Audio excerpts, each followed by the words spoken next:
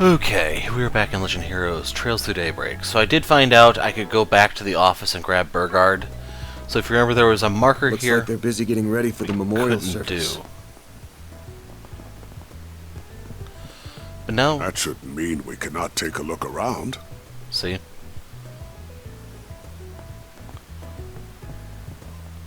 So we're able to do the last dialogues that we couldn't do before. It looks like there's really nothing up here. If you ignore these two, that is. Alright, I think I largely understand. While I don't intend to encourage your illicit activities, I do, however, agree that something must be done about Almata and their legacy. You're welcome to come and go from here as needed while you're in the capital. How very kind of you. Nah, but seriously, I appreciate the help. I was kinda expecting every higher up in the congregation for divine worship to have a stick jammed up there. Celeste, you're being rude. However, I would agree that it's a little surprising. Hardly, let's just say that arrangements have been made by someone else already. And speaking of them... My, what a coincidence. Master Burgard. Celeste, Leon, it's been about a week. Nice to see you too, Bishop Orwell. It's been a while. I appreciate you making arrangements. Don't mention it. We might not be part of the same organization, but you always did well by me when you were on active duty. Now, if you'll excuse me, I shall take my leave. Take however much time you need. All of you. Guess they probably would have kicked us out the door if it wasn't for you, eh, Master? Though we've managed quite a lot on our own. Now, don't be so put out. Building bridges where there used to be none takes time.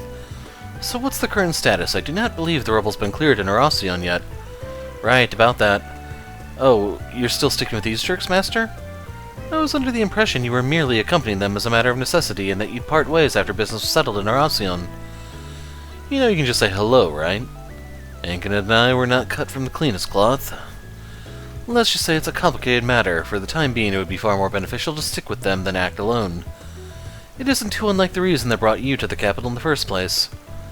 You never pull a punch. We left the Second Dominion in charge of cleaning up that mess. That's Thomas Lysander, the partitioner, if you don't remember. Those partitions of his should help look for shit faster than I ever could. Abbas's team also arrived to lend a hand. That's the squire of the... Ninth Dominion, the Sapphire Testament. He's been acting separately from Wazi quite a bit often lately. Though I guess that's what you ought to expect of a master of the Kunlun school. I will leave you two to it then. I'm glad you're doing well. Hopefully I'll get to see them sometime. Kevin and Gaius too. Kevin being the 5th Dominion and Gaius being the 8th, I think? Please, maybe that'll get them off our backs. The commander's not said shit, so they're bothering us about it instead. That's the commander for you. Were they to upset her, she would sooner drink them under the table than speak frankly. They are aware of that. And the commander, of course, being number 1, Ein Selnat. The 1st Dominion, that is. They're having fun? How much of a big deal is Gramps? Someone's fawning over him everywhere we go. Looks to be very well acquainted and respected by a lot of high-ranking individuals. He's got a lot of apprentices outside the church, like me. But... why would these idiots be all the way here? What's so important to leave artifact retrieval to someone else? And they were talking about Almata's legacy. Could that mean... no, it can't. Can it? Something bugging you, Arkride? Need to let some steam off? We never declared a proper victor for that little game, so why don't you square up for another round? Mind chilling for just 1 second? If you got some pent-up energy, go bother someone else. Besides, a lot of other players out here in the capital today. Not that that might have anything to do with why you two are here. Do feel free to guess. I'd love to hope for nothing to happen whatsoever, but we're not naive enough to let our guard down.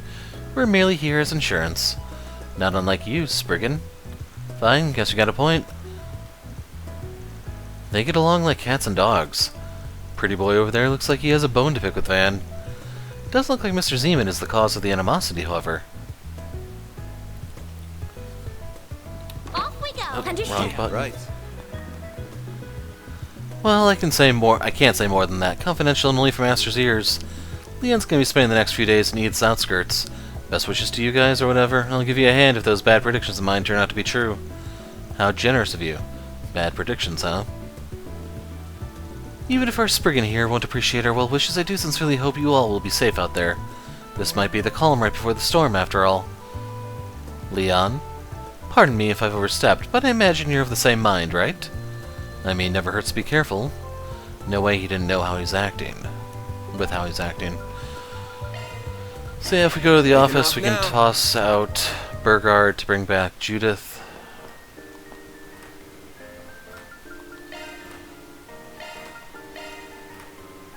And yes, it's that simple.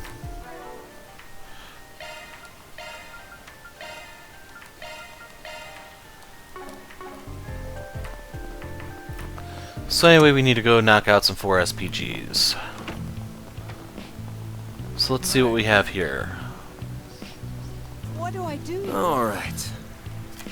My son Curtis has recently started behaving rather violently. I'm concerned he might have made friends with some bad eggs. I would like you to investigate what happened to him. I'll explain things over at my house in Old Town. Signed, Zora. There's still a lingering scent. Gotta check the other bulletin boards.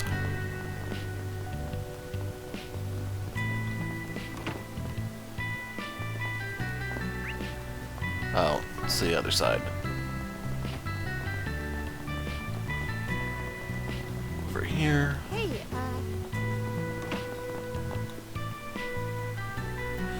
You're Zora, right? The one who put out the call out for us? We're with Arkwright Solutions. Nice to meet you.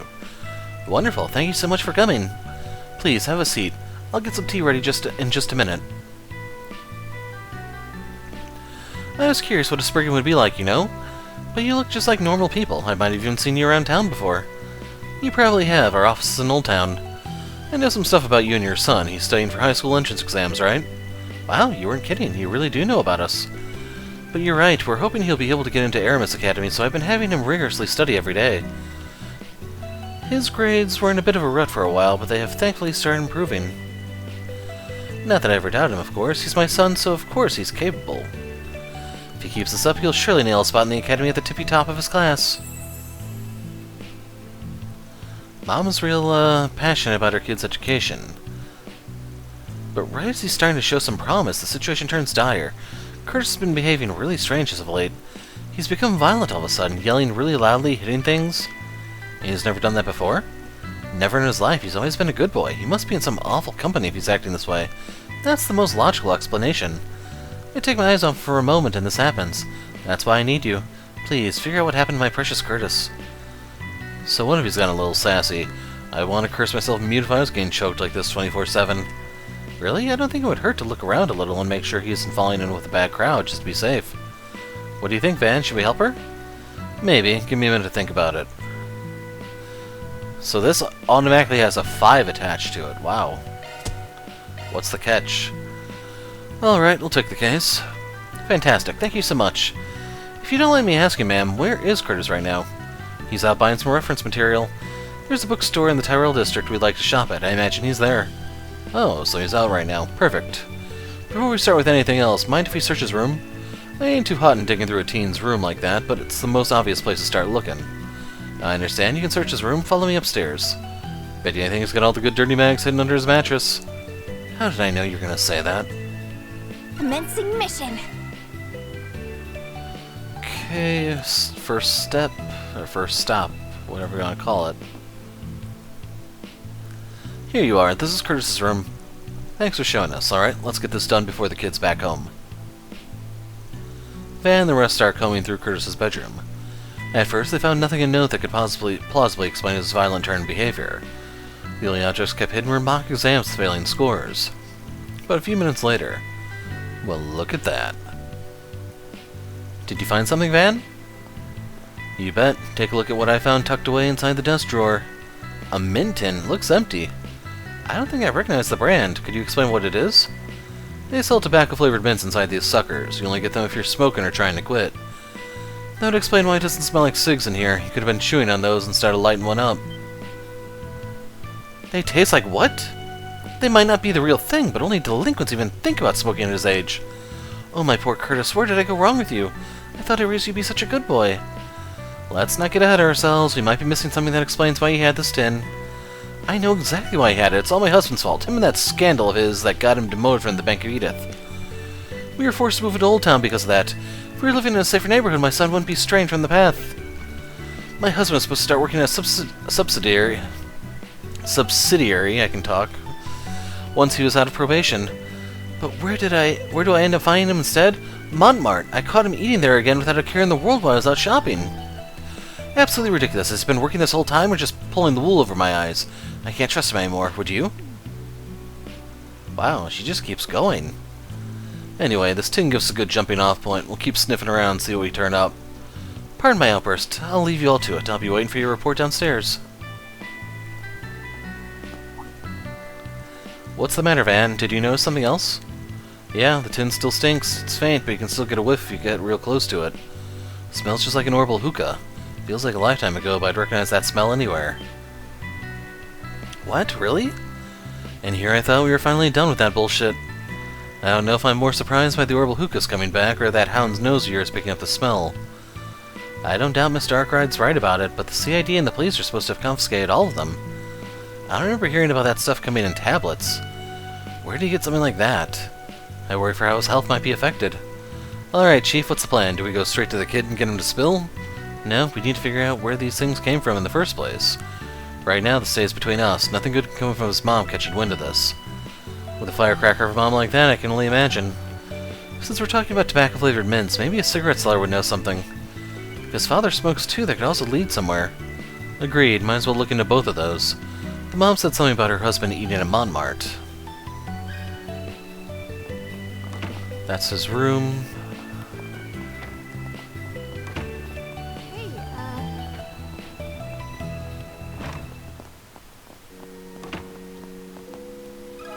Can we talk?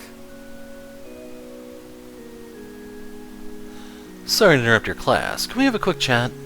We wanted to ask about a kid we've been hired to look into. Name's Curtis. Of all the times. Guess we can if it really can't wait. Let's go somewhere else. Van explained the request he and the others received from Curtis's mother. They also explained his stark change in personality. Right, okay. Not gonna lie, I think his parents are making a storm in a teacup. Kid's not gonna turn into some hard-headed criminal because of this. But to answer your question, I do know who you're talking about. It came to my tobacco kiosk about an hour ago. He did? Yeah, he asked if I had any tobacco-flavored mints for sale. Told him I don't sell them, and that, even if I did, a kid like him shouldn't go anywhere near them. He got all huffy and started yelling, calling me an old hag, which was nice of him. Wow, I'm so sorry you had to deal with that. Damn, kid's got balls to say that to your face. What do you do after that? Beats me, I guess he went looking for some other place you could sucker into selling him those mints. Makes sense, thanks for the info. So now we need to go over to Montmartre.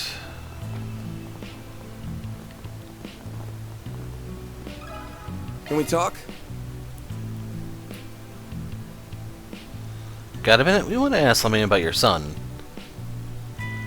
Van explained the request from Erwin's wife and summarized the team's findings thus far. What? My son is chewing on tobacco-flavored mints? Can't believe it. He's never been the brightest at school, but I didn't think he'd be that stupid. Sir, please calm down. As an aside, do you smoke it all yourself? Goddess, no. Why would I? The smell would only make our clients uncomfortable. Then do you have any idea why Curtis would be taking those tablets? Any idea at all? Oh, I know what's going on with him. Boy must be getting lazy, tired of studying for entrance exams, so he must be taking them as a distraction. What an embarrassment. He's getting real spoiled if he thinks he can get away with all this nonsense. When I was his age, I was so focused on my studies I didn't even eat or sleep. Just what in Gehenna is Zora doing raising our son for him to turn out like that? What's his problem? I can think he's mad, but he's still the kid's dad. With parents like these, kids gonna start acting out sooner or later. Thanks for the info. We'll get out of your hair now. Well, that's both people on our list. And none of it helped. Dad didn't really tell us anything new about the kid, and we got no info to go on about those mints. Guess the last stop's that bookstore his mom mentioned. He might not even be there, but it can't hurt to talk to him if he is. If he's not, we can always ask the staff. They might know something.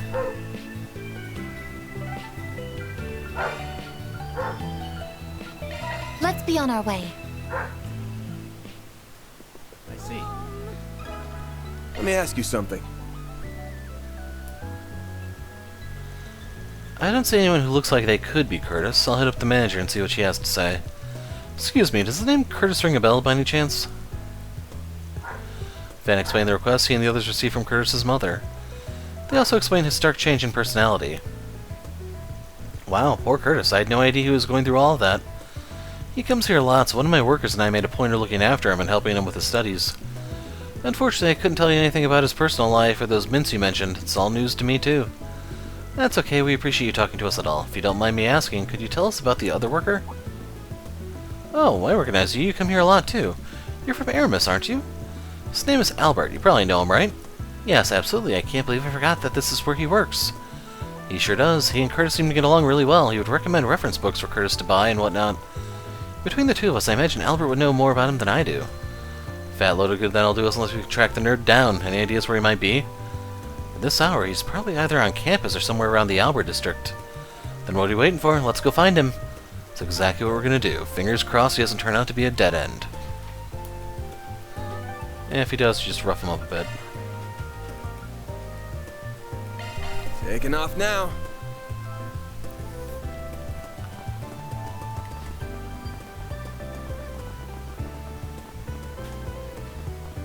This is almost Let me ask you something. already.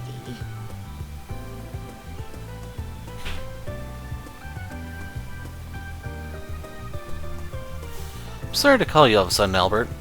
It's alright. Looks like it's something you need to be discreet about. Something like that. We're looking into someone right now. Do you know Curtis?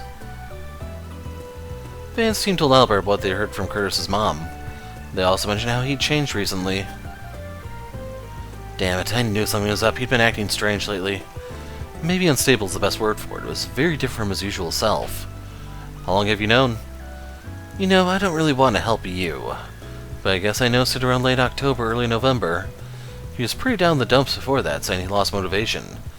But then he started being all excited about his studies all of a sudden. Something was off about it, though. I don't know where all this enthusiasm came from. Thank you for letting us know. Have you heard anything in particular about his friends? As if he was hanging around with a bad crowd? Not really. Didn't look like it anyway. Wait, maybe. It's not quite that. But I remember someone that looked like him hanging around the back streets in the Tyrell district. So this was that night, and the guy who was talking to looked real shady. I kinda just assumed it couldn't be Curtis. Damn it, maybe that's the guy that... Come on, stop mumbling and out with it already. We've been warned at school to watch out for a suspicious man that hangs around Tyrell's back streets. He apparently sells tobacco and hard drugs to young people. That's what the rumors say anyway. Should have made the connection earlier. Curtis could have bought the tablets from him. Makes a lot of sense. Maybe he was going to meet him today when he said he was going to the bookstore. Looks like it anyway. Next up, Tyrell's back streets. Well, I'm glad I could be of help. Please do something for Curtis. We will. Thank you for your help, Albert.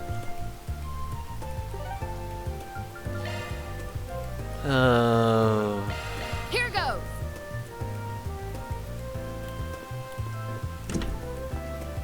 Hey, did you see?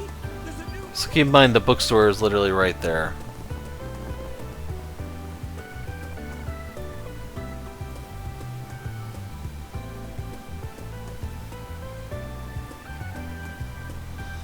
There he is. That's got to be the seller, right? He just looks like it. Only one way to find out, and I'll pose as a customer and try talking to him. You guys hang out here. If we approach him as a group, he'll probably get spooked. Makes sense to me. Good luck, Van. Oh, hold on a minute, Chief. We're talking about a guy who deals to kids. He's not going to want to sell to an old fart like you. You'll never miss an opportunity to remind me that I'm older than you, do you? But you might have a point. If his client bases students like Curtis, then I sure sell him out. Oh, Van, don't let Aaron get to you. You're still perfectly young. Yeah, don't worry about it. You should be more confident. Nah, I agree. I'm not the best man for the job, but I ought to be someone who looks rebellious enough to enjoy taking drugs, or else our guy won't bite. You're up, kid. Show this old man what a young punk like you can deliver. Hell yeah, I'll deliver, alright? Just watch and learn. Yo, dude, heard you could hook me up with some good shit. That true? Who the hell are you? A good friend of mine told me all about you. Said you got some kick-ass mints that can get you high. Emphasis on the kick. Mind hooking me up with some? I'll pay you whatever you want if it's that good. Yeah, I know what you're talking about, man. Lanky-ass school kid fill you in? I'll let you in on a secret. That stuff originally came straight from some pharmaceutical company. I hadn't heard of them before, but I guess they got busted by the cops or something like that. They were out in the market for only a hot minute before they were taken off. Just sold the last of my stock to that kid a little while ago. You kidding me? All that talk and you got nothing to deliver? Way to let a guy down. Hey, trust me, I'd love to have more so I can make even more money. It is what it is. Seems like that kid's developed a real dependence on him, though. Tried telling him what I just told you, but he got all pissy with me. Told me to give him more before chucking what he had at me, what he had like a little baby. Stuff like that's why I freaking hate dealing with addicts like him. I've always got to make everything hard. Bingo, so the kid really did just come through here. Sounds pretty shitty, yeah. What do you do after you threw that temper tantrum? I suggested some other stuff to try, but he wouldn't listen to me. All he wants are those mints, it seems. So I told him to try the Blacklight District just to finally get the kid out of my face. Even told him how to get down there for good measure. Hopefully he'll leave me alone now. Blacklight District, huh? It's a good idea. I could definitely see someone down there hawking that stuff in some dark and dingy corner. Is that all you were after too? Just those mints?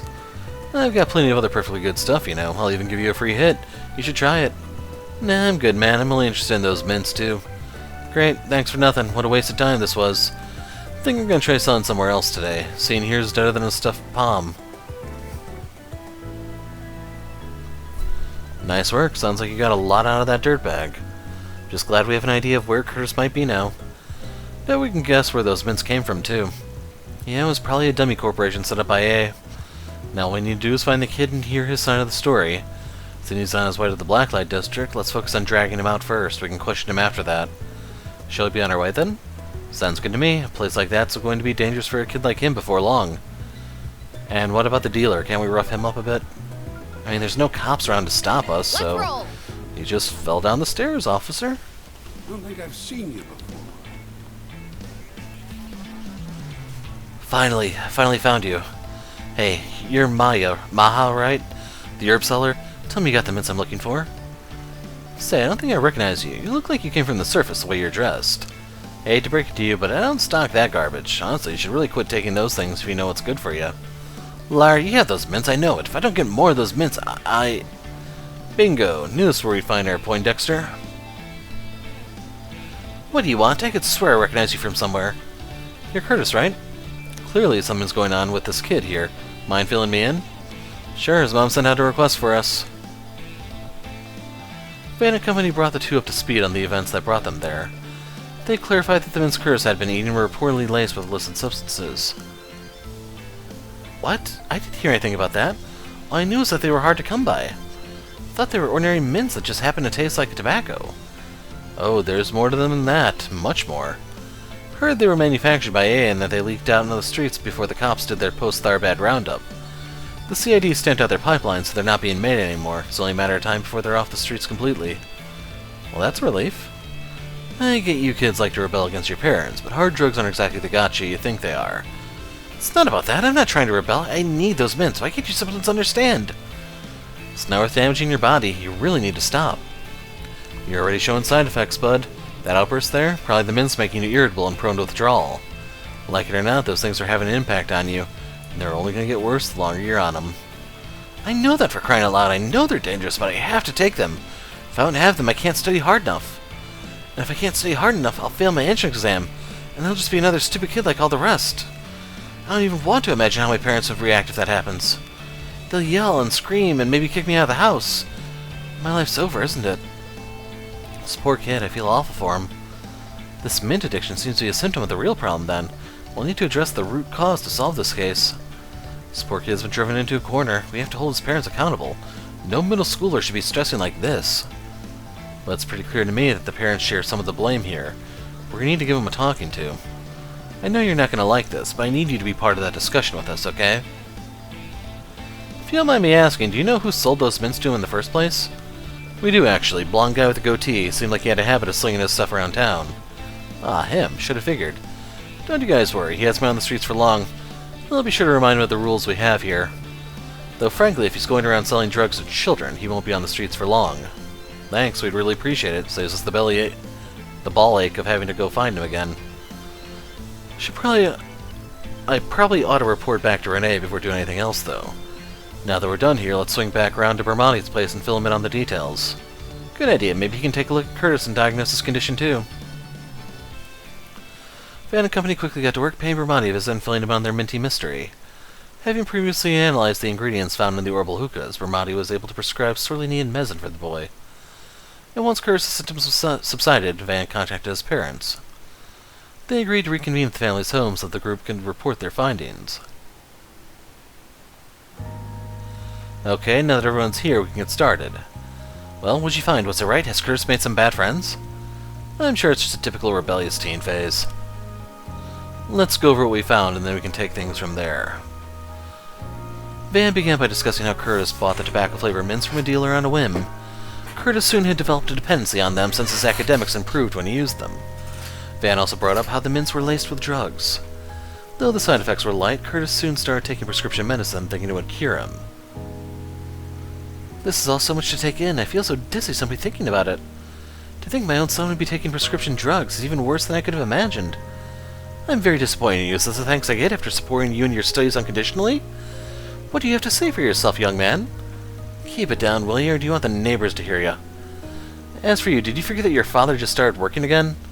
I don't have time for this nonsense, and yet here you are, causing me nothing but problems, as if I don't have enough on my plate already. I practically had to beg for some time off work to come have this conversation with you.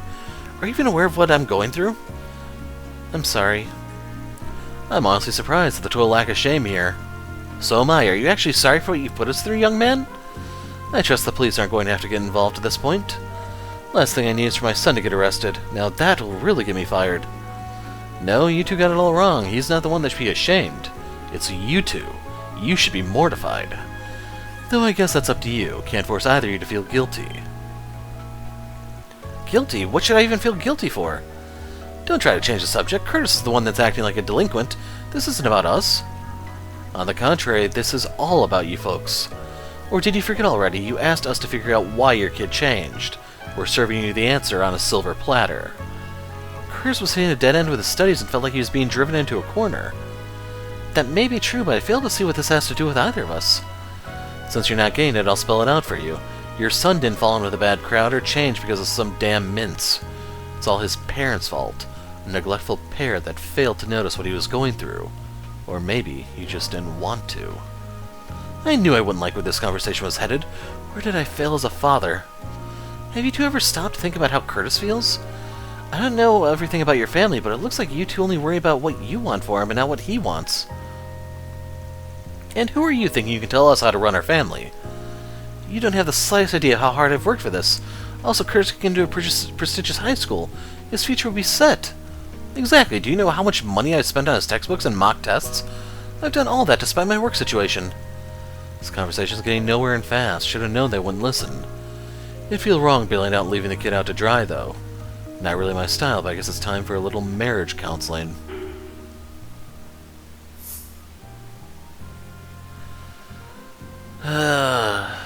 We're gonna be optimistic.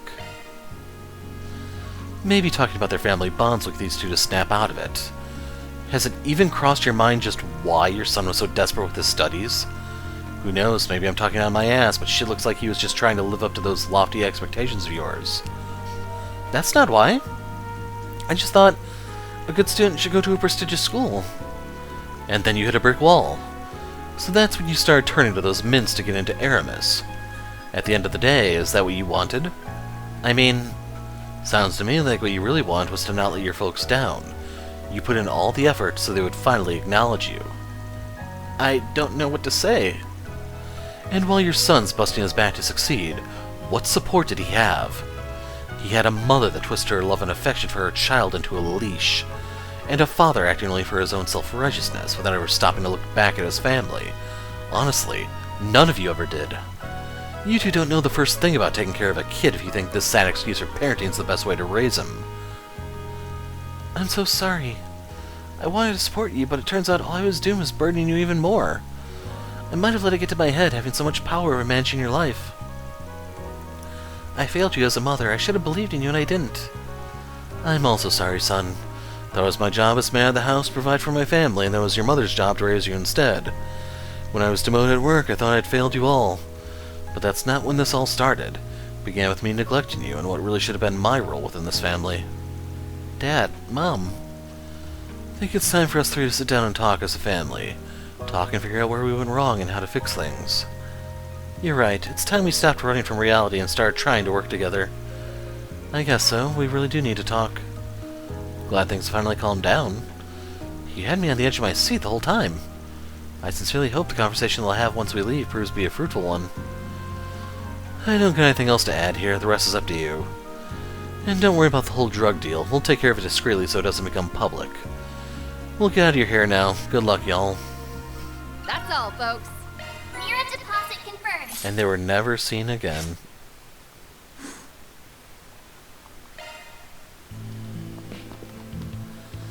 Anyway, I have to get dinner ready. Let's discuss this over dinner, okay? You might want to wait till after dinner. So, bud, how are your grades? No, that's not what I should be talking about. Just don't really know where to start. Tell him to turn down his rap music. That's a good place. What's gotten into you two? You were all normal until this morning. Now you're all soft and stuff. Fine, I'll take the medicine, okay? And thanks. I guess I owe you. Everybody gets one, kid.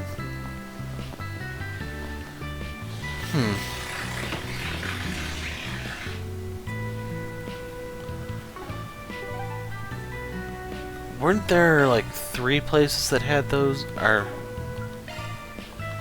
Let's be on our way.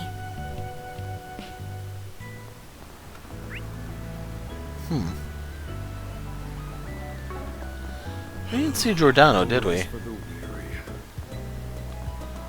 Must be out saving the day somewhere. Why don't we see... My name's Cunning. I'm the editor-in-chief of the Gossip Rag Meld. There's something I gotta tell you about Dingo Brad, who used to work here. If you're interested, come to the 2nd floor of the Orbital Cafe. We'll make this an official S4SPG just in case. Wait. Anyway, let me have a look. Ah, there was a 3rd one here. We received reports that the dangerous monster Genitos nubia has appeared deep in the forest area of Dirk Memorial Park. Take care of this in the guild's stead. I ain't smelling the usual scent, so I think bulletin board hunt's over. Van? That reporter friend of yours used to work at Meld, right? Biggest gossip rag in Calvard. Didn't know you were tight with the editor-in-chief. I'm not. Dingo's mentioned him before, but I never met the guy. It's supposed to be a bit of a headache to deal with, so I tried to keep it that way too. But looks like my luck just ran out. Really think we should meet him. Perhaps he might be waiting for us already. Walking to the Orbital Cafe shouldn't take us so long. Let's go meet with the guy once we have the chance. So... here... Okay, that one's required, so we're gonna do the Bracer Guild Extermination one that I kind of would have preferred to do last. Oh well. Taking off now.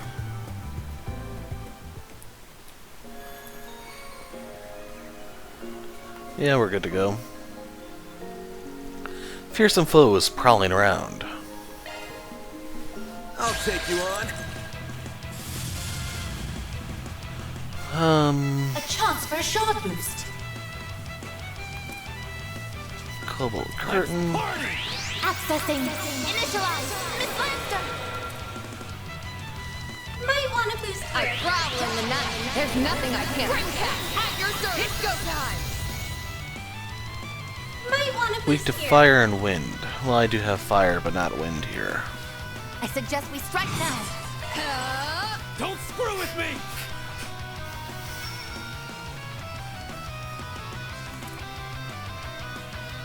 I suggest we strike now. Activating skill. A chance! This'll hurt. It's over!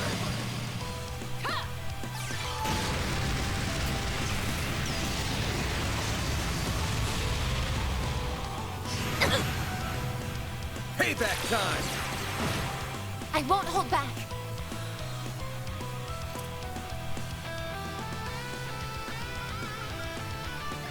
Going on. Initiating drive.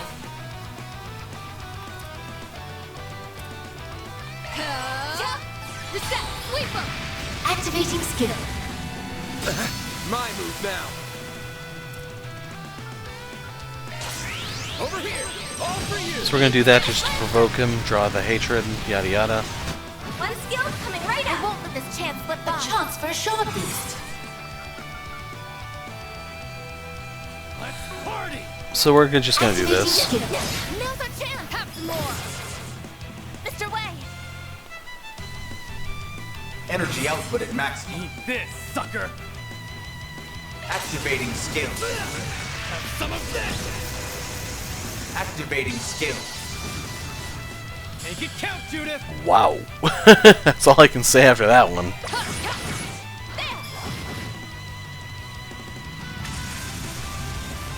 My move now. This'll hurt.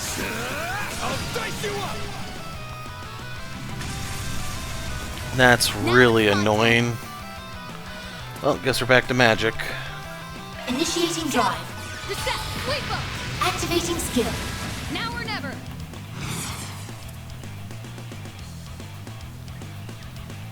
When the skill's coming right up. You're not getting away.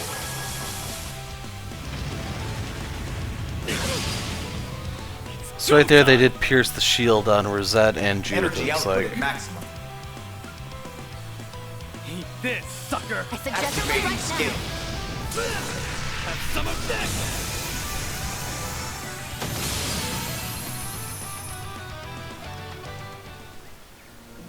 Rebirth. That's a wrap. More deposits. 7,000 Mira. Got the Master Driver achievements. That means we got all the arts drivers in the game.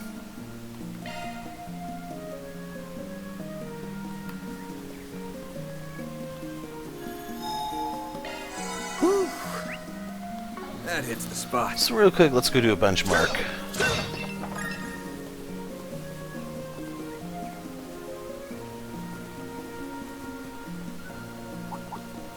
Be sure to keep your distance. Get to work! Now it's time to stop. Don't forget about your charge attack.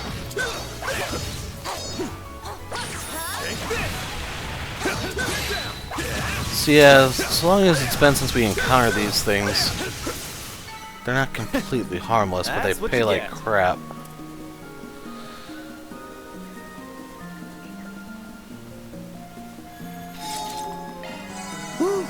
That hits the spot. Okay. On my I way. think they said they were at Iota. Oh, that's great.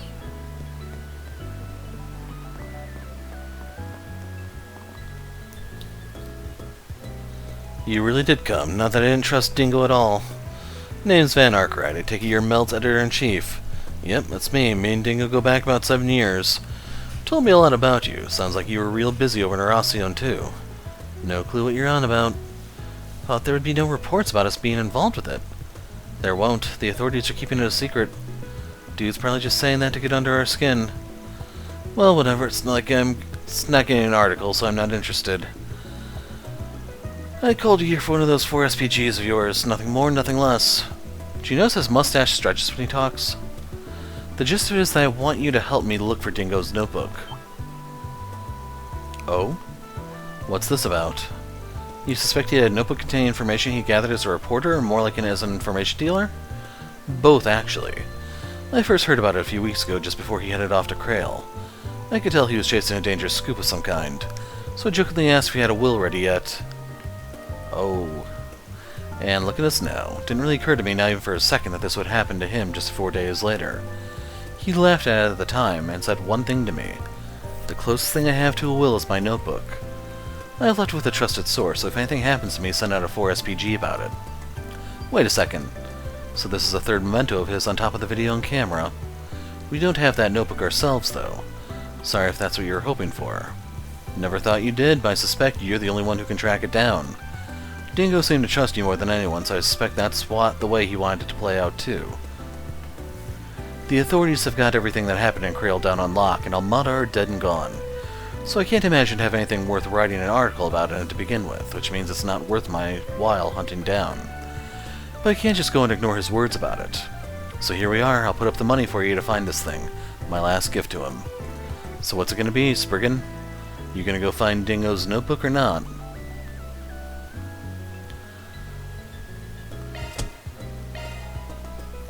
We'll take the job. You got anything else you want to share? Maybe he said something more about this trusted source of his, for example. Yeah, I remember telling him that was nowhere near enough info to find the thing myself. Only hint he gave me was that it's with people who know about as much of my past as you do. Way to pique my interest. Wonder what Dingo's past was like. I've only heard bits of it myself. How much do you know? Even less than you do, I suspect. I know he used to live in Messeldom before ending up in the capital 7 years ago. That's about it. Wait, didn't Dantes act like he knew him? It's been some time since we last met, Dingo Brad. Though we did cross paths in Tharbad, albeit briefly. If we exclude that little encounter, I haven't seen you since your days as a mere informant in Messeldom. Yeah. And you were still Enrique's second in command back then. Saying the two of them knew each other at length beforehand would be a fair assumption. Alright, we'll see what we can dig up with that info then. Good luck. Anyway, my break's over. I've got to get back to work and find scoops for the festival. I'll give you my number. Just give me a call if you do find it. I'll wire you the money if you do. It could be my way of honoring Dingo's death. Got it. We'll take it from here. So what's the plan here? We don't exactly have a load of info to go off of. Only clue we have is that it's someone that knows as much about Dingo as that guy does. That rules out Jack and Bermati and Van, obviously. And Ren, too.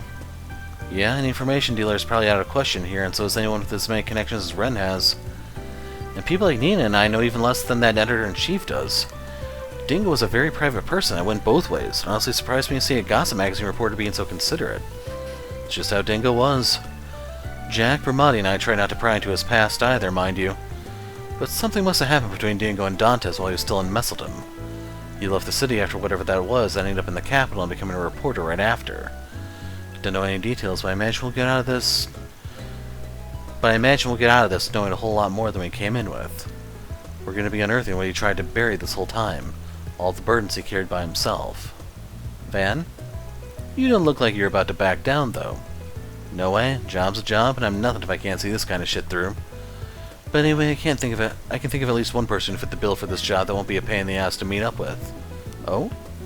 It's not an information dealer, mind you, but she was close to Dingo. Can't be the only one who immediately thought of her. Oh. It does seem plausible that she might know something. Are we going to meet her then? Yeah, let's head on over to the Tyrell Times. Don't think a meeting with her will be all that hard to get as long as she's not out of the office. Right. You left us with the bill? Oh, damn it, that bastard up and left us with the bill. Gotta be pretty sly if you're gonna be running the biggest gossip rag in the country. Well, it's the least we can do for him since he brought this to our attention.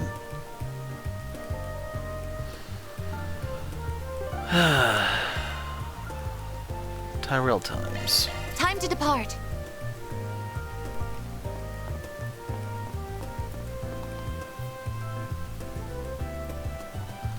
Hey guys, good to see you again. Need something with the paper? Not this time. We came here to talk to you, Mariel. I'll give it to you straight. We're working on 4 SPG involving Dingo and need your help.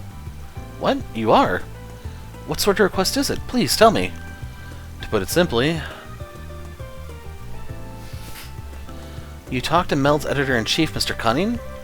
Dingo told me about him before, but I never had the chance to meet him in person.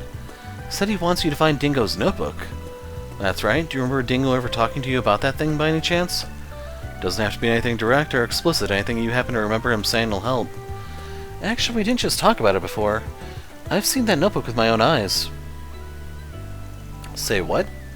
How did that happen? As I'm sure you all noticed, when he was alive, I tended to barge in on him while he was trying to work and stuff.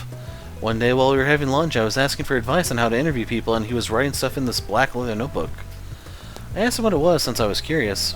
He told me it's where he jots his info down, both for his reporting work and info broker stuff. Definitely sounds like what we're after. If nothing else, at least we can now confirm that it's real. I got a little whiny and tried to get him to show me his notes, but of course he refused. When I got huffy about it, he kind of laughed and patted me on the head. Still remember exactly what he said. Who knows, maybe you'll get a peek at them one of these days. Though if I play my cards right, you shouldn't ever have to. Wow. Must have already been preparing for what might happen to him in that case.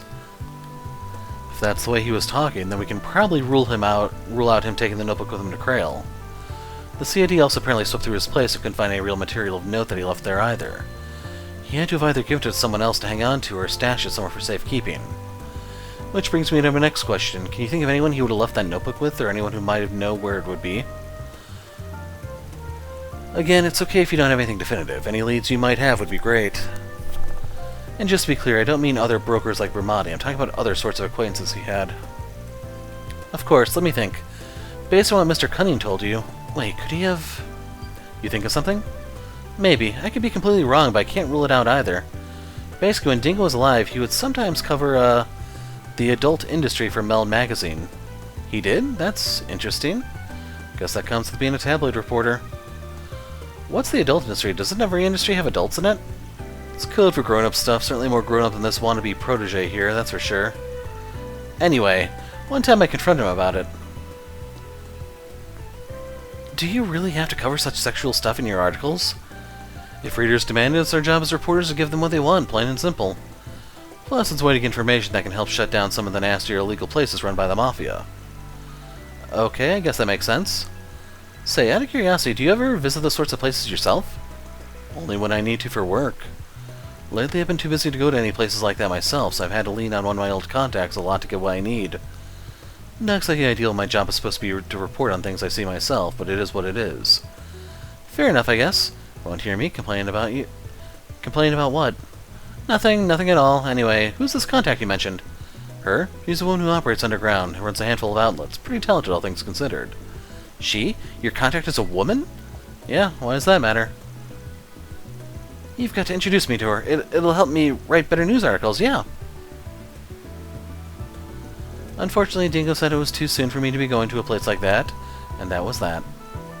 Looking back on it, there's only one part of town he could have meant when he said she worked underground, huh? Yeah, think that one goes without saying.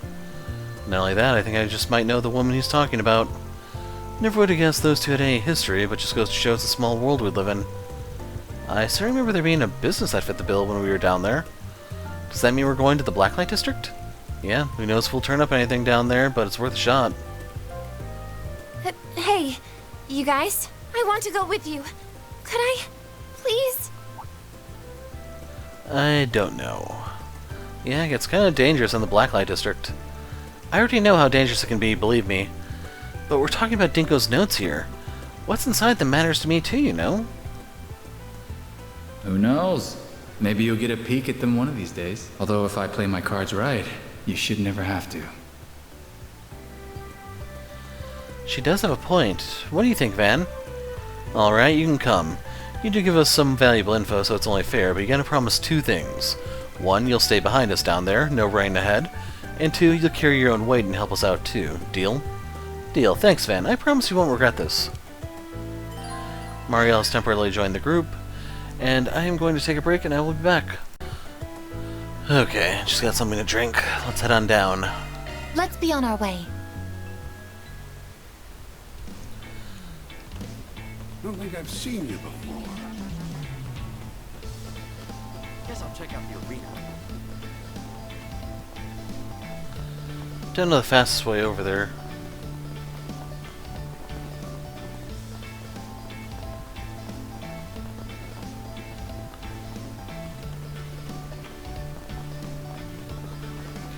That's a dead end. Boss is gonna yell at you. I like it. There you go. Wanna get a drink together? Can we talk? It's you. You know, I thought I knew you well, but I had no idea you and Dingo went so far back. Level with me here. You were the one helping him investigate Almata's illegal adult business, weren't you? Yeah, that's right. We must work together for, a decade, I want to say. Both had to keep it on the down low in order to operate freely, though. He and I had known each other since we were both up in Messeldom. That long, huh? Guess that makes sense. If you don't mind me asking, how did the two of you, meet? Well, it wasn't anything special. He was a newly minted intel broker, and I was your common whore making nerds meet on the streets. We had a nice little thing going on. He'd buy information I coax for my clients, and I'd do him some favors in kind. He scratched my back, I scratched his. It's all news to me. Can we assume that Dingo hadn't started doing any reporting work back then? More or less, I'll say for an errand boy working underground, he had a certain naivete to him back then. Maybe because he was still so young. I had an acquaintance who worked at the local paper. I remember he was pretty intrigued about that side of things. I also mentioned it was 8 years ago when I made that move to Edith and set up shop down here. But before I left, he gave me some top secret information as a parting gift. His intel and his connections have been a huge help to me. Leave it to the lady killer to schmooze his way into the underground. He really helped a lot of people while he was alive, didn't he? That he did. Indeed. Later on, after everything went down in Messeldom, that's when he ended up drifting into town. Personally, I was happy to see him make a clean break and get into a better line of work with better people. You never know what life has in store for you. Maybe the gods took a liking to him and threw him a bone. Maybe so, yeah. Sorry to interject, but what happened to him in Messeldom?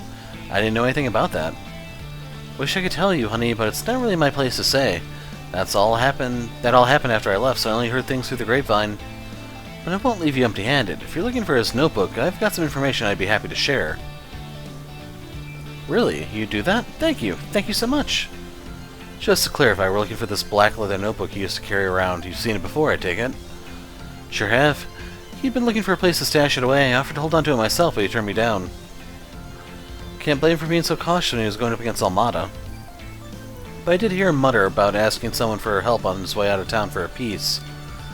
That was 3 days ago before everything went down in Krail, for reference. Holy cow, what timing! Actually, now that she mentions it, how did Dingo get to Krail? Do you have any ideas, Van? Yeah, this tiny-ass car, but he never drove it all that much. He's always paranoid of people following him. Usually he took a train or a bus when he had to go out to the sticks. Probably flew a bit from time to time, too. But I don't know what he did here. Same, we're talking about a guy who knew all their tricks by that point. Might as well have just been moving randomly. Sure as hell wouldn't take something as obvious as public transit. Not when Almata had eyes everywhere. Exactly, I think he can rule out his own car, too. That would have carried its own risks. Thinking realistically, he probably would have... So, I don't know if you can actually rent cars. Hitchhike, not too likely. And I made the passing comment a little while ago about, hey, I haven't seen Giordano in a while. I think chances are pretty good our guy took a taxi. Sure as hell ain't cheap, but it'd have given him the lowest profile and the most flexibility. They blend right in on the road. Good thinking. You might be onto something, Van. Taxis are pretty commonplace, especially for people heading out of town. There's no way Almata could have been monitoring every single taxi running in Edith. So let's say he did take a taxi. What kind would he have taken? Probably one of those independent ones instead of a company taxi, right? It's an excellent point. Hiring a self-employed driver would allow him to chart his own course and movements. Sounds like you guys have your next lead. I have no idea who the driver could be, unfortunately. Maybe it was one of his friends. My guess is he had a driver he hired on the regular, someone he could trust. Ring any bells for you, sweetheart? You know something? It actually does. I remember Dingo would sometimes hail a taxi to get a report to a reporting site. Mostly took one that had this black and yellow checkered pattern around the bottom. The driver was an eccentric guy too, from what I recall. Wow, it's really good info. Glad we were able to remember that. You said it. We'll have to look into that once we're done here. Anyway, thanks for the chat, mistress. I'll pay you back sometime. Yes, thank you so much. You have no idea how grateful I am. Don't mention it. I owe Dingo that much. That said, you can always repay me by coming back here to play. Don't forget that. But yeah, Dingo would tell me stories about you two sometimes, the punk-ass Spriggan and the newbie reporter he had befriended. Do hope you are able to track down his notebook. If there's someone out there he'd want to inherit it, I have to imagine it'd be you two. Thank you. We'll do our best. We're sure as hell gonna try, but you always just let it go after doing all this work for it. Taxi with a black and yellow checkered pattern. Think I know exactly which one that is. Had no idea Dingo was a regular in it. See that car out by Central Station a lot. Driver's probably out for lunch right now, though. Let's check the food stalls first, see if we get lucky.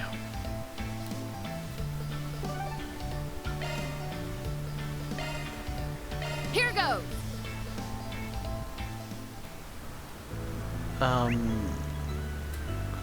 Of course, be on the other one. There.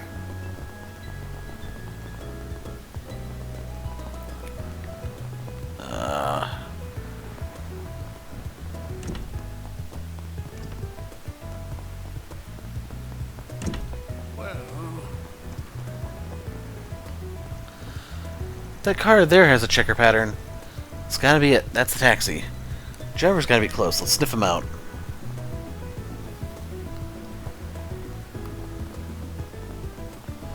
So he was not here earlier. Love this place. Can't have release and soba without wasabi. How about it, brothers? Care to take a seat and throw one back with your boy? Sorry, gonna have to take a rain check on that. Got some stuff to do today. Can we talk? Well, if it isn't a big boy with a cute girl hugging his arm. Never thought you'd ask me about that name and notebook. Wonders never cease, huh? Looks like we found our guy. So word is you were scratching Dingo's back every now and then. Yep, may not look it, but I used to run all over the Republic taking odd jobs on the down low. I was on the smuggling run once and bam, bumped right into him. That's how we met. Must have been, 10 years ago. Dingo would have been around 20, I think. Alright. So do you know how he got tangled up with Almata back then, too? Oh, my boy, do I ever. That was what led him to ask me for help out of the city that day. I stuck him out just like that. Hopped on a bus for Krail, and that was the last I saw of him. In retrospect, I shouldn't have done it. I shouldn't have let his dumbass do that. It wasn't your fault, Giordano. Don't beat yourself up. I can't even talk right now. Don't beat yourself up over it. You weren't the one who killed him. It was Almata. Not even. Dantes owned that, the shithead. You're right, yeah. I heard he got what was coming to him at the old capital. Bet Dingo's laughing up there. I'm happy karma came around for the bastard. Hope it makes him feel better. He really regretted being the guy's broker in the past. Dantes really wasn't the same guy once he took over. So that's his background, huh? Not trying to justify him, but Dantes used to have a good rep on the streets. He had a code and he stuck to it, and that let people trust him. No wonder he ended up so popular with how much everybody hated the head honcho before him. He got Dingo hook, line, and sinker. Dingo was his informant, fed him the info he needed to bring out the old guy down, and now in his stead, we have this monster he built. A monster, huh? That does fit him well. I'm not too privy about what happened beyond that, so I don't want to speculate. So you're looking for Dingo's old notebook, and you think I've got it. Bingo. Please, may I please have it? Well, I'd love to give it to you, but I'm afraid I can't. Why not? Is there something he wanted done first? What, Pretty Boy say it was for your eyes only? Told me to keep an eye out for the Spriggan guy and a newbie reporter. If anything happened to him, he wanted me to give this here key to whichever you two I bump into first. Oh. So what is this key for? Looks like a key for a station coin locker like you'd see around the subway. Spot on, said he stashed it in the easiest locker he could find. Not sure what he meant by that, though. I have no idea which station it's at. Got it. Easiest locker he could find. Where would that be? Well, that about gives it away. Could be the one by Van's office? Probably. Let's head on back and take a look. Thanks a bunch, Giordano. Maybe I'll make it up to you with a joyride or something one of these days, when I feel like it. You can call me anytime you're plastered, and I'll be your designated driver.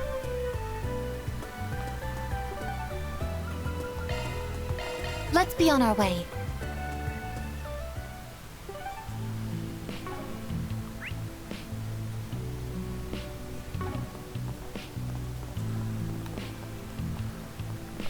See, I'm gonna dip out again in a moment. Right. What do I do? Okay, let's go on in. That key we got from the driver probably goes to one of the coin lockers here. What do you say? Should we check what's inside? Absolutely, I'm ready. Okay, let's head in. Mario and the others found the coin lockers tucked away in a corner of the subway station. They located the one that corresponded with the key they held, finding a black leather notebook inside. The group then proceeded to move to a quiet location in order to inspect the contents of the notebook. This is something, alright. I didn't get to talk to Dingo much, but I know for a fact that he was an outstanding man. Indeed, not just anyone could pursue Almata to the degree he did without backup. It's probably his way of making amends for the role he played in Dantes' rise to power. These notes mention how the previous boss's family was murdered too. Even they didn't get spared. That's horrible. Such a heavy burden for him to carry. But that wasn't his fault. He couldn't have known that's what would happen. I can't imagine he felt like he could be in the public eye anymore after that. And that's why he took me under his wing. A good-for-nothing rookie. It appears he compiled quite a few notes about the ringleaders we took down in Aracion as well. Yeah, let's take a look. Viola, gender female, age 26. Originally from a minor noble family in the Cadiz region in the Central East. Family fell into bankruptcy after Cadiz's annexation by Valis. Viola herself being sold off to a wealthy merchant so they could make ends meet. She soon fell into the hands of a criminal organization that was targeting the merchant.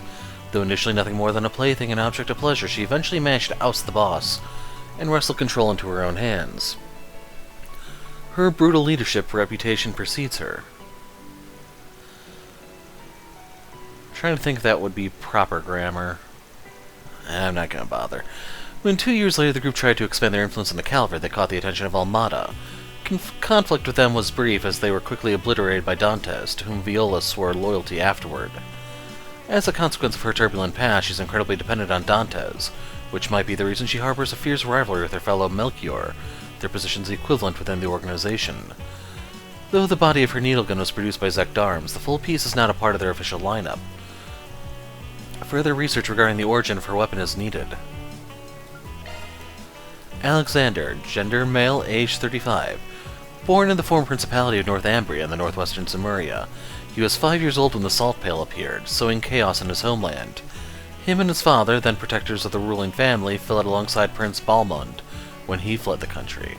He spent most of his childhood and adolescent years in the free city of Taslim. Trained by his father in the traditional military arts of their homeland, he served the former ruling family until the age of 25, although his life was soon thrown into chaos. His father and he were both ordered to retake Northumbria following the death of the Northern Jaegers figurehead, the current ruler since Prince Balmund's escape. After their assault on Northumbria's capital, Haliask, they managed to seize and control the city for a time, acting as its effective government before being overthrown by the Northern Jaegers. This ensued a massacre of the remaining civilians in Haliask, mandated by the crazed former Prince Balmund. Staying in opposition with one another, Alexander and his father dueled to the death, Alexander emerging victorious before withdrawing from the battlefield. Though his current whereabouts are unknown, it is believed that Prince Balmund was swiftly and secretly executed by the Northern Jaegers following his capture. Wandering from one corps to another, Alexander was eventually scouted out by Dantes himself, and brought into a leadership position within Almata. Though outwardly austere and restrained, he's merciless in combat, sparing none who dare cross him.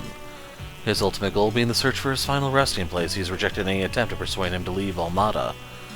Despite the mechanized gauntlets he wields not being part of their official lineup, it does appear that they were developed by Zekdarms. Olympia, gender female, age 19.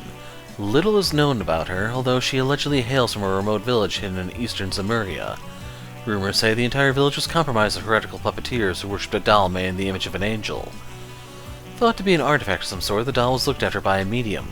The village's gruesome customs mandated that those close to the medium would be offered as sacrifices. These sacrifices spared no one, not friends nor family. Though soon, tragedy befell the village, leaving Olympia and the doll alone to wander the continent after the demise of all they knew. Multiple records suggest instances of criminals being slaughtered when encroaching on the wandering pair. She was later inducted into the Gardens, the assassin organization, and made overseer of the Garden of Aurum, though it appears she's been mostly left to her own devices after being invited by the other overseers, these including Melchior and the Emperor. If I were to guess, the incident that took place in her village led to her and the angel developing a psychologically interdependent relationship, resulting in her autonomy and emotional expression diminishing. In light of the crisis that's made the Gardens join forces, she may have a chance to reclaim that she... Okay, I misread that. In light of the crisis that's made the Gardens join forces, she may have a chance to reclaim that lost capacity, albeit a slim one. Ariok. Gender, male, age, over 150? In contrast to the known confirmed leaders of Almata and Garden Overseers, eyewitness reports of him are few. What we do know of him, the Garden of Rust's Overseer, is that he's a very dangerous man clad in heavy armor. Much of the information about him stretches belief, including how he was supposedly born in a different time period altogether over 150 years ago. If he was, he's said to proceed from the mythical Holy Iskan Empire, an enormous nation believed to have laid just across the Tian Shan and Ishkal Mountains to Calvard's east. This empire is presumed to have vanished following a calamity 130 years ago. In its heyday, 9 groups served to protect the royal imperial line. Eastern sources indicate that he was a warrior who represented the Rahu, a tribe of white descent hailing from the west. I'm inclined to believe it's all bullshit, but in an age where immortals like the Landsman can exist in Erebonia, I can't rule out the possibility of there being some truth to it either. Whether it's true or not, evidence might suggest that his armor and his strangely shaped battle axe might be artifacts. Considering his joining the Gardens and the stories claiming his immortality, this might be highly likely. On top of that, he's the primary suspect regarding the Eyes and Shield's annihilation in the outskirts of Krail, though I still can't state that for a fact. More information's needed. Melchior, gender male, age 21. One of Almata's 3 pillars, and quite possibly its most evil and sinister member. He doubles down as the Garden's ringleader and overseer of the Garden of Thorns. Melchior's skills don't fall behind any of his artifact-wielding peers, being highly skilled in the use of the orbital net and being capable of infinitely spawning and freely controlling explosives. Beyond that, he also acts as Almata's main strategist and Dantes' right-hand man and confidant and possibly his lover. Though his past is shrouded in mystery, his origins might trace back to the same organization the Oathbreaker, one of Ouroboros' anguilles, also comes from. The Order of the Moonlight Horse existed since the Middle Ages, where the Oathbreaker sat among its top brass for the longest time before losing to Ouroboros and switching sides. He is an entirely different matter and a major threat all of his own.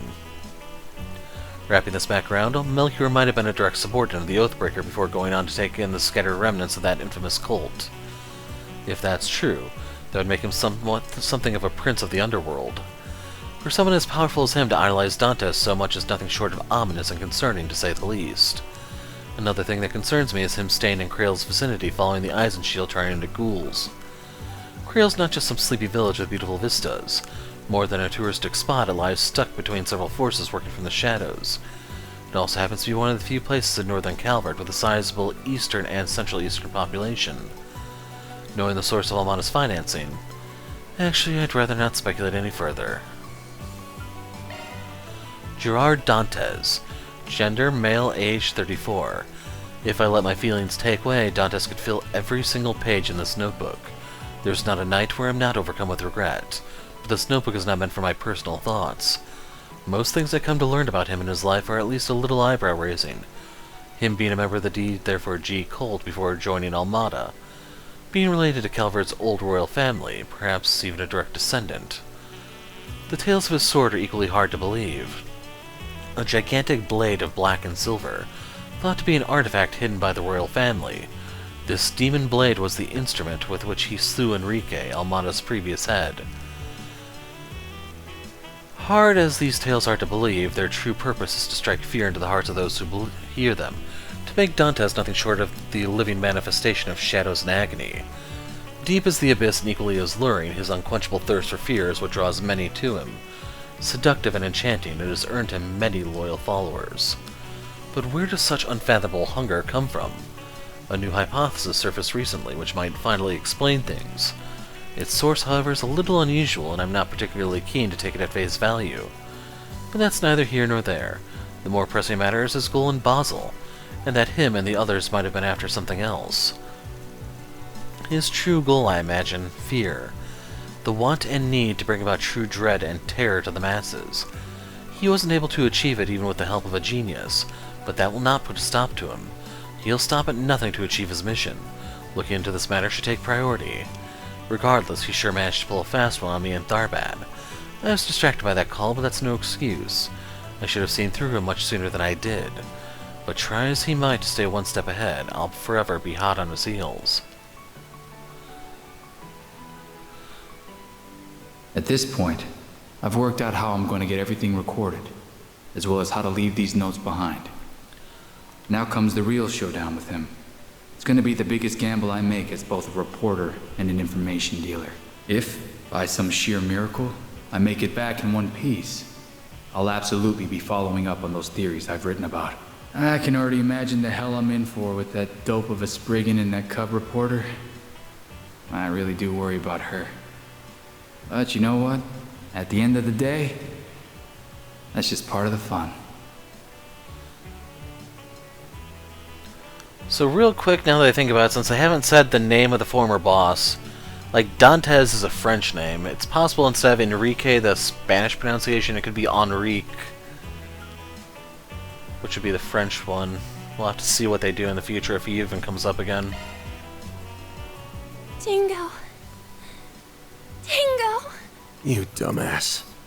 Who's the real dope between us, huh? This dude was totally nuts. How the hell did he find it in him to let it... How the hell did he find it in him to go that far? I can only imagine his love and care for others spurring him on to gather this much information. He was both a clever and kind man. And he wasn't just trying to make amends or settle a score. I don't doubt he genuinely worried for everyone's future. Goes without saying, but it's a true shame. He was taken from us far too young. So glad you two were able to find his notes. Likewise, it must have been the will of the goddess. Once Marielle collected herself, the party drove her back to the Tyrell Times. After reporting the success to the editor-in-chief Cunning, they got back to work. As for Dingo's notes, once the contents were copied, it was decided that Marielle would hold on to the originals for safekeeping. That's all, folks. Love to see it. Mirror deposit confirmed.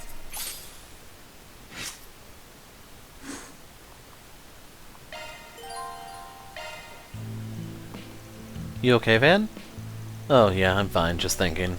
Is there something bothering you? Guessing the stories about the gangsters and Almata remnants are on your mind? Yeah. If Ramadi, Jack, and Kilika are all talking about them, then it's definitely worth mulling over. We heard something interesting while following up on Mr. Brad's case as well. You're talking about how they were spotted in the Tyrell district, right? Yeah, now that you mention it, that is kind of worrying. Maybe we should drop by Tyrell just in case, you know? Not a bad idea, can't hurt to check the area out again. We can probably rule out the busier parts of the district. Same for the area near the restaurant that's run by Hayway. So there's a new investigation point, but we will be worrying about that at a different time. So for now, let's check into this mysterious request. Got a 4 SPG from an unknown sender. It wasn't just addressed to me, but Ren Bright as well. Normally I wouldn't take on a request like this, but I'm oddly curious. Maybe I should see what Ren's up to. Could it be from Jurg? Van's group decided to take a short break. Everyone split up so they could spend their free time as they pleased.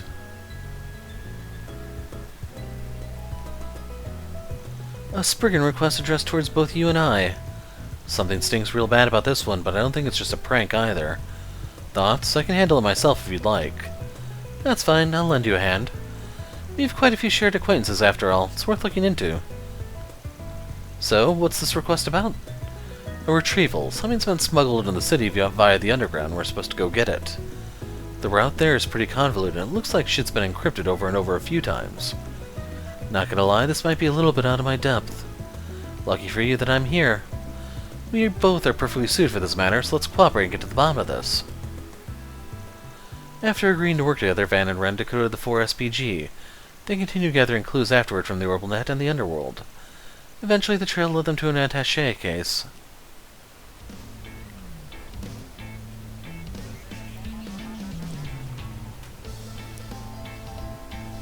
This must be what we're looking for. That was some tricky shit to figure out. They definitely didn't cut us any slack. I'll say, we had to follow the thinnest threads we could find just to get here. Had we not teamed up, this whole search would probably be dead in the water. Must have trusted us to find it in the end, though. It was here, after all. Let's crack it open and see what's inside. Van unlocked the attaché case and threw it open to reveal. What? Writing utensils and painting supplies? Hell's this stuff for?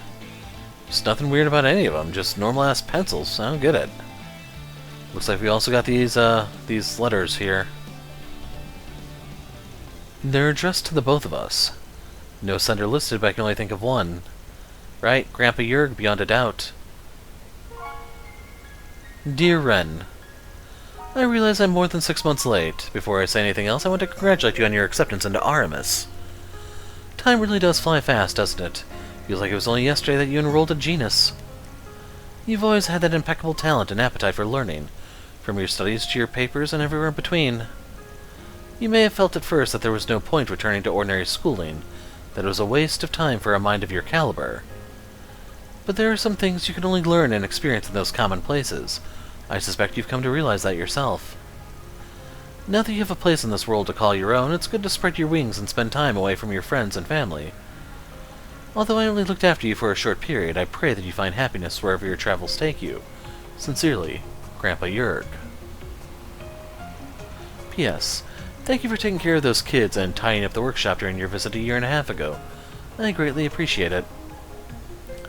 So that's Swin, Nadia, and so on, from Reverie. I didn't know what to get you to celebrate your admission, so I simply picked up some safe bets for a student your age. If you have no use for them, feel free to throw them out. I'll hardly be hurt. Oh, don't be like that, Grandpa. I could never throw these things away. He's still as he ever was, awkward and clumsy outside of his doll-making, and I wouldn't have it any other way. Alright, let's see what he's got to say to me next. To Mr. Van Arkwright. Goes without saying that you and I have done much for each other over the years. I won't dwell on that ancient history. But if I can offer one piece of advice to you, do not avert your eyes from the spirit you have within. Beyond that, please continue to guide and protect my granddaughter. I trust that you're looking out for her while she's in your periphery. Did he really have to write that last part? I'm not used to seeing him be so protective.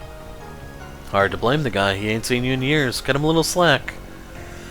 At least it's not just you he's being nosy with anyway.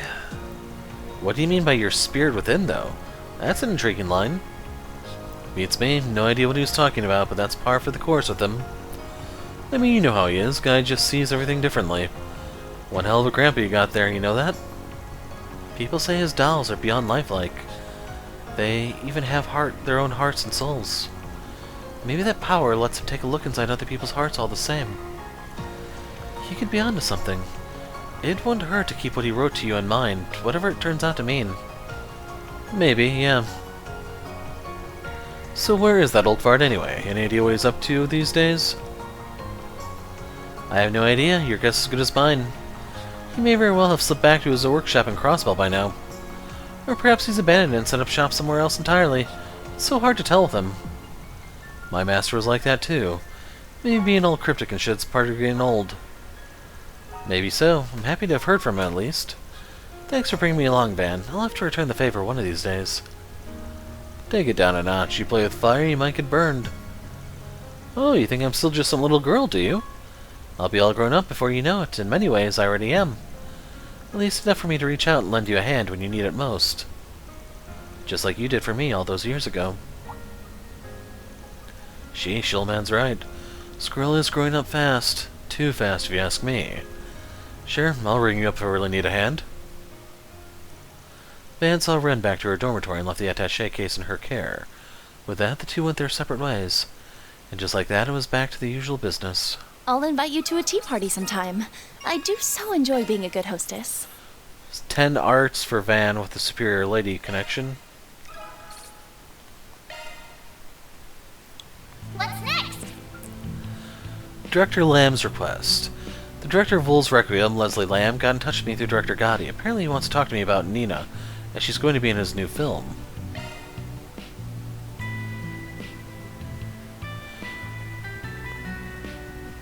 Okay. I reread that just to try to figure out if we met this person before, but I don't recognize the name.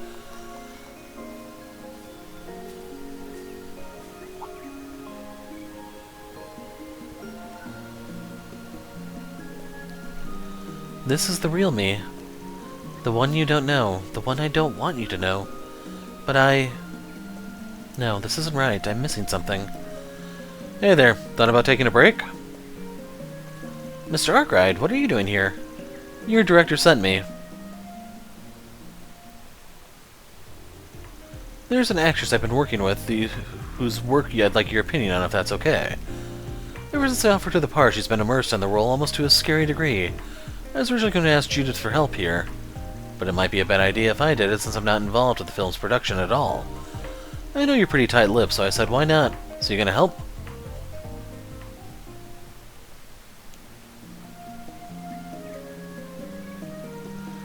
I guess they were both really worried about me. We recently filmed one of the most important scenes in my next film, you see. The director said my final cut was fine, so we were ready to move on. But I'm still not happy with it. I still feel like I can do better, so I asked him to let me shoot again after I rehearsed it some more. And that's why you're here all alone. Sounded like a long monologue. Surprised it's giving you so much trouble. I think it's because I've been rehearsing it alone. I meant to look at someone during the actual scene, and it's hard when I don't have anyone. I know. Would you be willing to act as my partner while I practice? Me? Didn't see that one coming, but I know if I even decide no, you ain't leaving until it's perfect. But are you sure you want to ask me? I ain't exactly an experienced actor. That's alright. Just you being here will make a world of difference. Alright, I got time to spare, so give it your best shot. Just don't go expecting nothing a sack of flour couldn't do better. Thank you. With Van as her partner, Nina continued practicing the problematic scene over and over. But in the end, she still wasn't able to come up with a take she was happy with. How about that break? This is your job and all, but you're gonna burn yourself out if you keep at it non-stop. I'm so sorry, it feels like I've just been wasting your time here. I should have known I couldn't handle this like Judith does. What's she got to do with this? You guys have very different kinds of actresses, yeah? People always talk about how I embody the characters I act so naturally, it's like I'm possessed by them. You might be able to put a positive spin on it, but what those words mean at the end of the day is that my acting has no real soul of its own. That's a bit harsh. But it's the truth. Judith's acting is just so full of heart and soul. Every one of her roles has an identity that's uniquely hers. Not to say that she's not doing a good job portraying the role, of course, I don't mean that. She maintains the role's integrity, but she always puts part of her into it. She takes to every role in a way that's uniquely hers. That's her greatest appeal as an actress, if you ask me. I see it, yeah. But I just can't do that. I don't have her strength of spirit, and I never will, because I'm empty. All I can do is act the role I'm given. That's all I can ever do. She's extremely transparent while acting, so much so you might see right through her and her hollow acting. I remember reading that on a magazine after your debut film aired. You have a good memory. You know that just because someone said that doesn't mean it's true, right? If that's how people see you, then that's a talent you should take in stride. But you can call my acting skills whatever you want, but the truth is I'll never measure up to Judith. And that might be your problem right there. If you really think there's nothing in there, then that's all the more space to start filling in. There's still plenty of time for you to create the identity you think you're lacking. You got a lot of material to take inspiration from. What do you mean? You're well known for not just taking a script and listening to it to a T. You always take it a step further. You wrap yourself in the role and let it become who you are. You think and act like the characters would. That's not something you just up and forget. Or do their lives and experiences just vanish from your head after you stop playing the role? No, they don't. I remember everything. I remember the warmth of being in Ron's arms as Michelle in Wolf's Requiem. I still remember how reassuring it was to have my friends and companions at my side in Gloria as Sheena Dirk. Thought so. You remember all of that so clearly. And that's not something just everyone can do. Not even Judith. Those voices, those feelings are just as much a part of you. You ain't empty. But don't let them overwhelm you either. You gotta listen to what you want too. And I might get shit for saying this, but to hell with the script. I think this should be more important to you. Because it's something that only you can do. I never even considered disregarding my lines. That might actually be a good idea. Do you mind if I try the scene one more time? I might finally have something. And let's start from the very beginning this time. Yeah, wait, already? And so they resumed their acting. Nina performed the scene over and over, Van still acting as her partner. Every attempt refined the scene further, and Nina could feel the pleasant and satisfying exhaustion wash over her. Eventually... This is the real me. The one you don't know. The one I don't want you to know. But I can't run anymore. Not if I'm going to stay true to myself.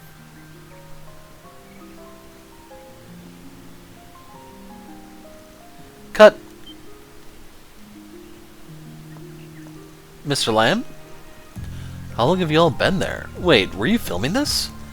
Don't worry, we were only filming, Nina. That was spectacular, Nina. I know I approved our previous take, but that was significantly better.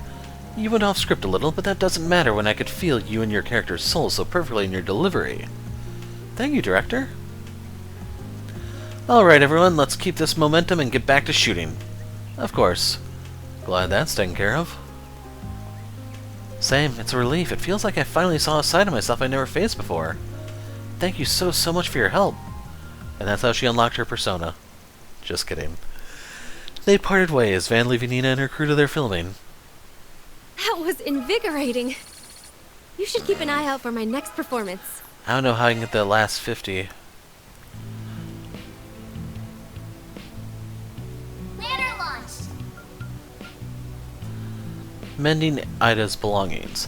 Klausel is going to work with Ferry to try and restore Ida's rifle. They want me to help get them the parts. Shouldn't be a big deal.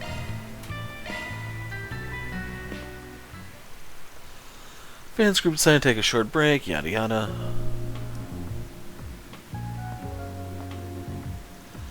Yo, sorry for the wait. Don't worry about it, I just got here myself, thanks for coming. Think nothing of it, seems like this has to do with one of my part-timers, so I figured I might as well. You want me to help out with the memento of the flame eaters, right? Yep, I want to fix up the custom rifle that Ida used to use. Seems like you've heard about it already. Sure have, we tried to get it repaired before, but they told us it wasn't really feasible. I assume the two of you found a way to fix it.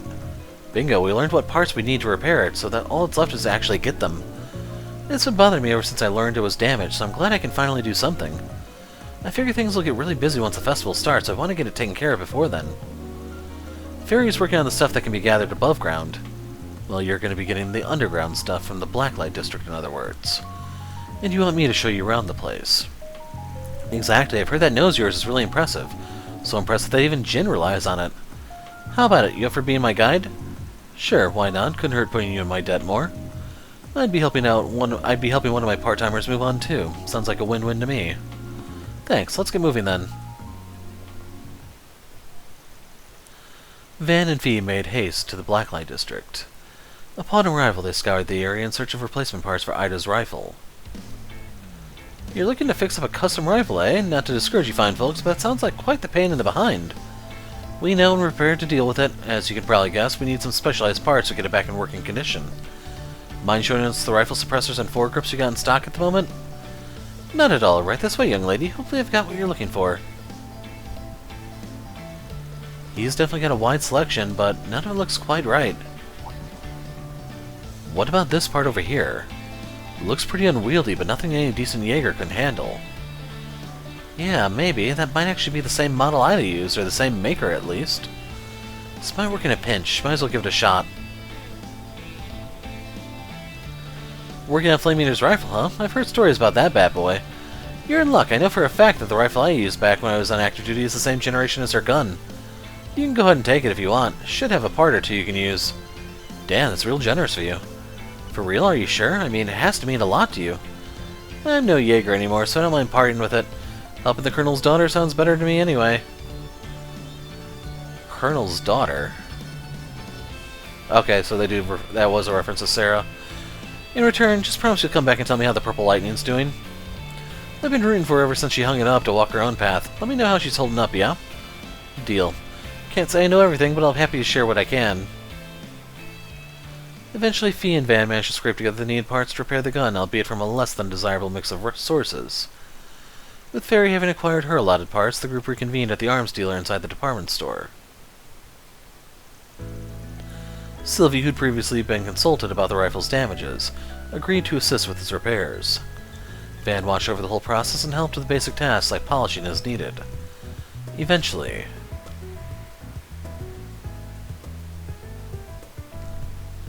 Well, would you look at that?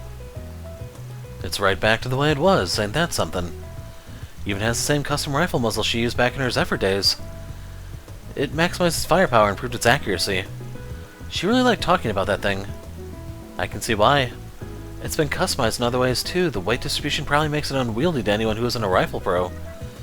But Ida had no problem handling it. She and this rifle were a match made in heaven.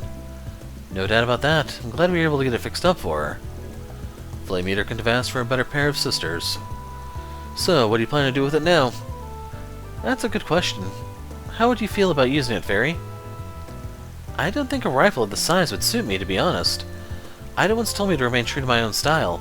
I don't think I'd be honoring her if I changed mine to adapt to her weapon. Figure you'd say something like that. It doesn't fit mine either. I have a better idea. How about we deliver it to the current members of Zephyr? Yeah, I heard they reformed after the war. Yep, it's changed hands since then. Now it's being led by two of its former regimental commanders, Zeno and Leo. I'm fine with giving it over to them, but are you sure that's what you want? Yes, I've thought long and hard about it. In her final moments, Ida said the names of her Zephyr comrades, including you. I can tell she treasured her family there. That's why I want to return it to them. Okay, works for me. I'll go ahead and arrange for it to be delivered then. Oh? How are you going to do that? You do realize a civilian courier can't just waltz into Zephyr turf with a rifle in hand, right? Well aware. That's not what I had in mind. I know someone named Josette who owns a delivery company. Her people should be able to get it over to them without much trouble. That's the Capuas, of course. I've heard of them. They're based in Laburl, yeah? You sure know a lot of people, don't you? I could say the same about you. Fee got in contact with the courier who happily accepted the task and got straight to work. Afterwards, she reached out to Zephyr, who were in a remote region of the continent, to give them a heads up. It won't be long before it's delivered, so can you stick around your base camp for a while longer? Sure thing. We had some time to kill before our next job anyway. Jaeger's weapon is their very soul. We will take good care of it. 3 of us fought side by side many times as regimental commanders. She is dearly missed. The Eyes and Shield told us about what happened to her. Strange thing, a part of her will be coming back to us. Like to think she's sharing a laugh and a drink with the boss on the other side right about now. Probably stressing about all her little sisters too. Worrywart. Wouldn't shock me. It was good talking to you both again. See you around. Likewise, give her regards to Ida's other little sister. Sounds like she's gotten herself caught up in something fishy. Tell her to take care of herself. Cat got up in the microphone there in case you heard her brush against it or something. Well, that settles that. You must be one of the only bracers in the guild who keeps in touch with the Jaegers. We don't talk that often, but they reach out to me every now and then. Now that we've got that squared away, I think I'm gonna drop by a cafe. Wanna come with? I can share some stories about Ida and Zephyr if you're interested. Really? I'd love that. I can tell you some about my people in our village. Cool, I'd like to hear all about them. Fee and Fairy went off to enjoy some tea and conversation. Once Fairy returned, the group got back to work. It'd be nice to introduce you to some friends of mine if the chance ever comes up. The young Ace's inherited will. Receive Sylphid Feather.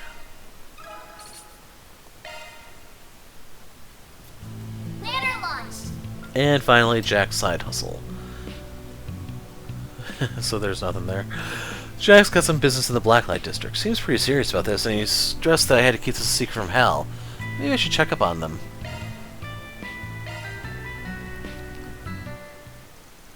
Van's group decided to take a short break.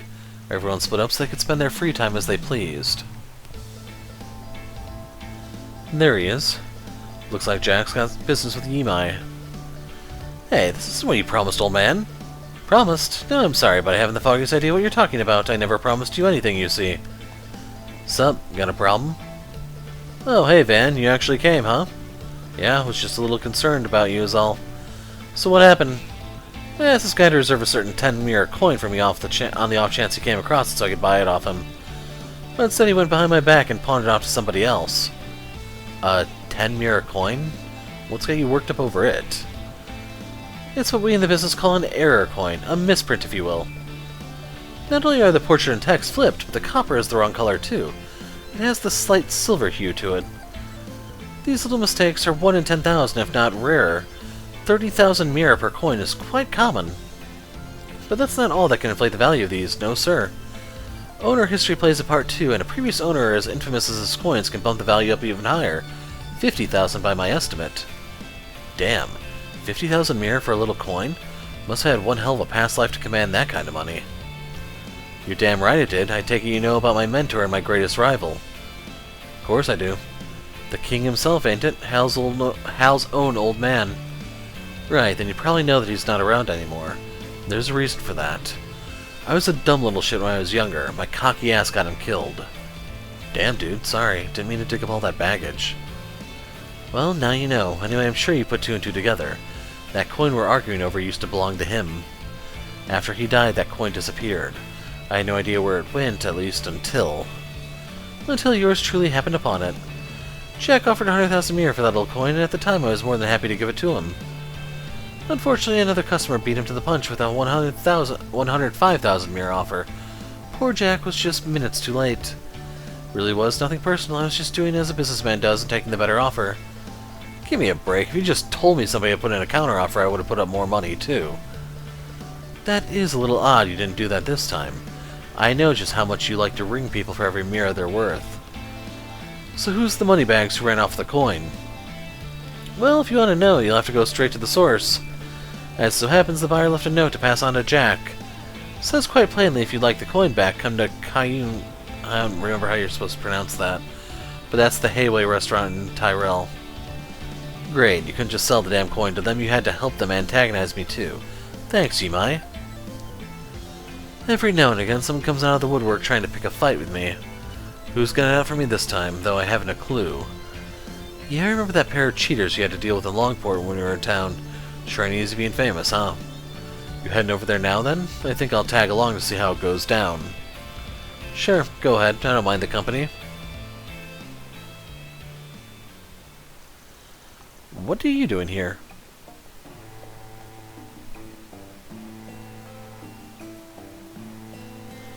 Why do you think I'm here? It's because I'm the one who bought the coin.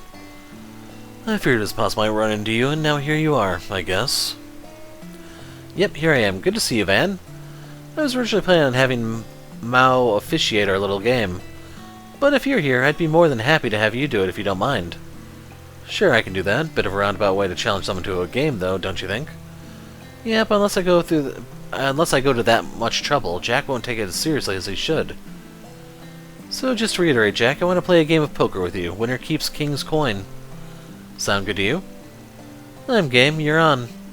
You think you have any chance of winning against me? Do you really need to ask, Jack? You're right, my bad. That was dumb. Alright, now with that settled, I'll have you hold on to the coin, Van. Every round, you'll flip that bad boy to determine who goes first. If it's heads, I go first. Tails, Jack goes first. I feel like I'm being given a big responsibility running this match. I'll do my best to make you guys proud. I'm sure you'll do just fine, Van. We appreciate having you. Well, may the best hand win. Let's get down to business. Jack and Hal's game got underway as Van watched the proceedings unfold. After the pair exchanged 100,000 mirror for 10 poker chips, they began to trade blows with each hand of cards. Once the match fully heated up, all the remaining chips were put on the line in a dramatic showdown.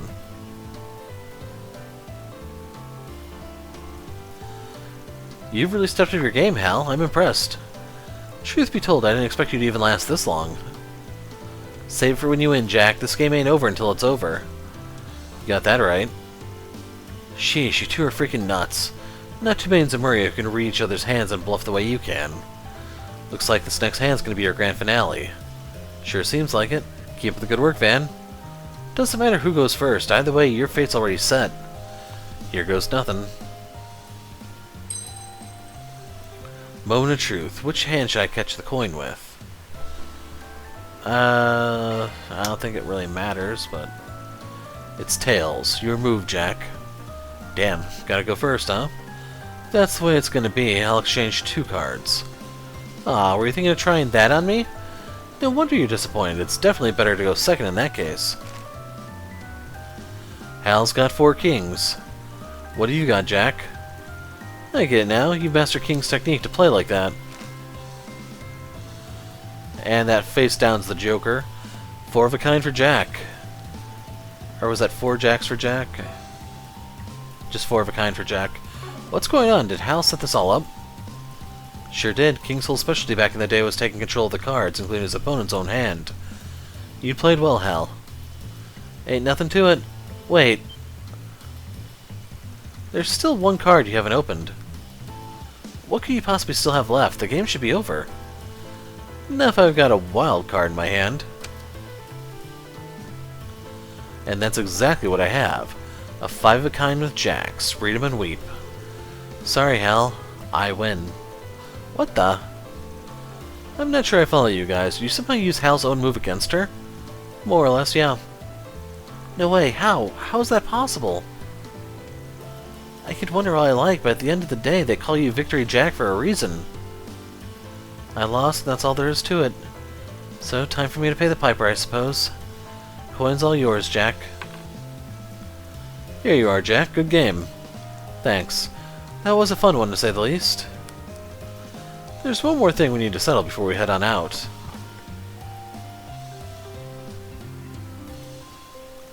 Hal, I'm giving you the coin. You're the one who should hold on to it. Huh? Jack, what are you doing? We agreed that whoever won gets to keep the coin. You earned it. You shouldn't give it back to me. In fact, I want you to have it. There's nobody else I'd rather see it with than you. Seriously, take it. It's okay. Oh, I get it now. That whole match was just a setup for her to give him the coin all along, wasn't it? Sorry, Hal, but I can't let you have your way on this one. If that coin was mine, then it'd be up to me to decide what to do with it. But if you're that determined to hoist the thing on me anyway, then there's only one thing you can do. Play you again. Play you again and win. That's right. That's how these things work in our world. Fine, if that's how you're going to be, you're on.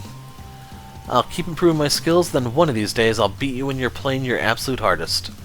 Until then, you better not lose to anybody else but me or your ass's grass. Deal? Deal.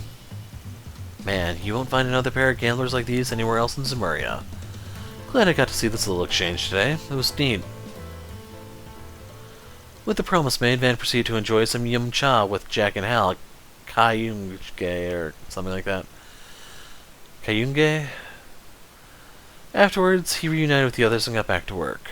We should get some drinks and have another heated round of cards soon. Maybe I'll crack open the good stuff for you when you do.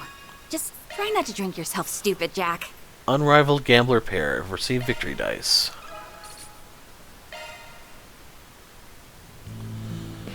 So yeah, with that, that is the last of the events, and just realized we could have checked the bike if we had Burgard in the party, but I'm not going to bother with that. That's just a little too much in my opinion. So yeah, when we pick up next time, we move forward with the story. I'm the Hero of Light. Thanks for watching, and goodbye.